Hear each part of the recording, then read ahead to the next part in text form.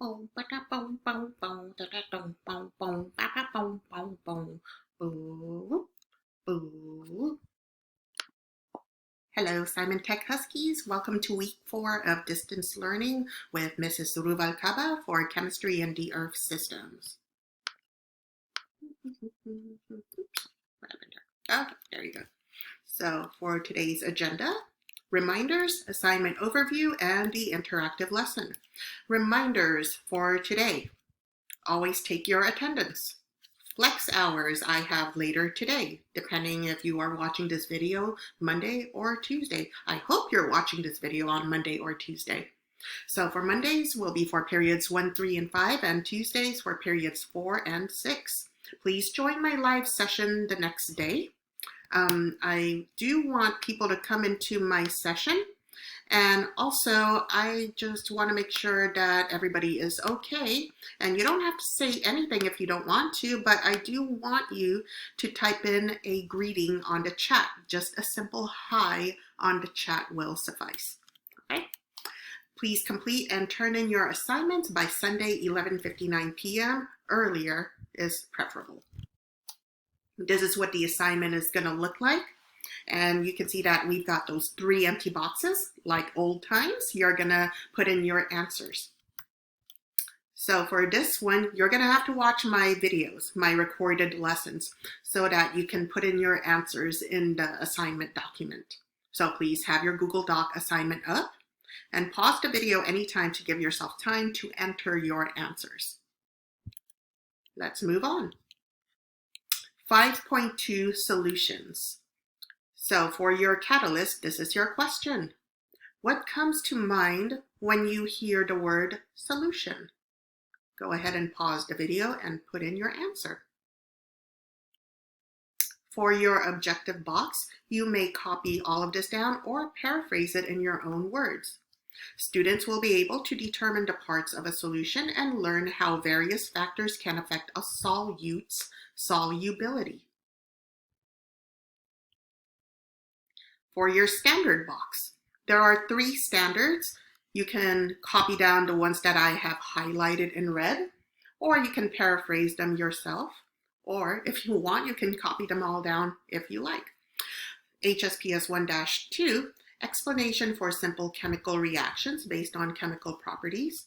HSPS 1-5, effects of changing the temperature or concentration of reacting particles on reaction rates. HSPS 1-6, specifying a change in conditions that would produce increased amounts of products at equilibrium. Moving on. For solutions, what are solutions? Solutions are actually homogeneous mixtures. Homogeneous means it looks the same all throughout. Okay? So in homogeneous mixtures, those parts in the solution are distributed evenly and they will not separate easily. I've got 5 examples for you here. Some of these are considered solutions, the others not solutions. The first 3 are solutions because these first 3 are homogeneous. They look evenly separated all throughout. It looks like one item. So a mixture, an example would be salt and water. The salt has dissolved and has been evenly distributed. The same thing for sugar and water, and copper sulfate and water. The non-solutions, these are the mixtures that are heterogeneous. Heterogeneous means different. For heterogeneous mixture solutions, sorry, I take that back, they are not solutions. Heterogeneous mixtures, you can easily see that they are made up of different parts and you can easily separate them. Mud and water, you can eventually separate them if you wait long enough for the mud particles to settle down at the bottom. Solutions can be solids, liquids, or gases. They can exist in those 3 phases. An example of a homogeneous solid solution will be an alloy.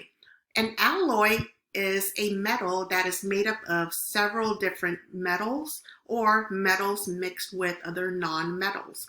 This example is steel. Steel is made up of mostly iron, and this type of steel is mixed with carbon. The next solution is in the form of liquid. Soda pop is an example of a liquid solution. Those are just sugars and ions evenly mixed in water. And gases can also be solutions. For example, air, but minus the pollutants. Pollutants can actually be filtered out. In chemistry, the type of solution that we will mostly talk about are liquids. Sometimes gases, but most of the times the solutions we're going to talk about are liquids. Now let's talk about the two parts of a solution. There are only two parts. The first part of a solution is what's known as solute.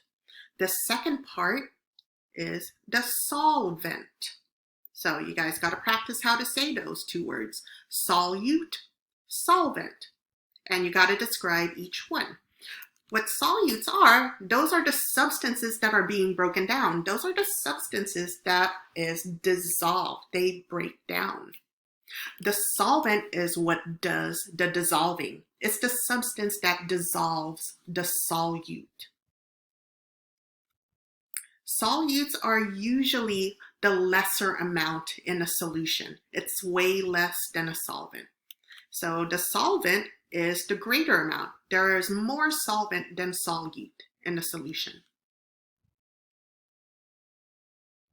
And if you take a look at this picture here, we've got a solid solute and a liquid solvent. And these solute solids, it looks like they are copper sulfate. They will ionize and mix evenly all throughout the water to make it into a homogeneous mixture. And solutions are homogeneous mixtures. Just a misconception, not all solutes in a liquid solution, not all solutes are solid. Solutes can also be another type of liquid, like mixing alcohol with water. That also produces a solution. Okay, where are we at now? Right, we are at aqueous solutions. So aqueous solution, normally denoted by this shortened version in parentheses, lowercase a and lowercase q. And aqueous solutions involve water. They are formed in nature. Water is the universal solvent. Why is it considered a universal solvent?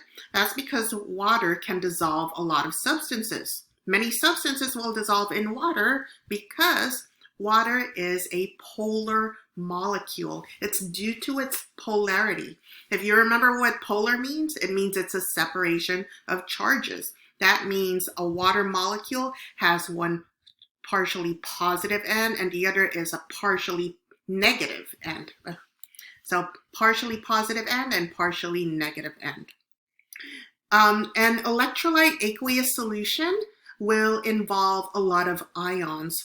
Electrolyte solutions, in aqueous solutions, the solutes will dissolve to form ions, and they make the solution more electrically conductive. So if you guys look back to one of the lessons, that water electrolysis video that you guys had to watch, and one of my questions was, why is the baking soda mixed into the water? It's to make it electrically conductive, otherwise the experiment wouldn't work. Also, aqueous solutions can be non-electrolyte solutions. For non-electrolyte solutions, the solute creates a non-conductive solution. That's because these solutes don't break up into ions, but they can still be broken down into smaller parts, just doesn't have any charges. An example would be sugar. You can take a sugar cube, dissolve it in water. The little molecules of sugar are evenly spread throughout that solution.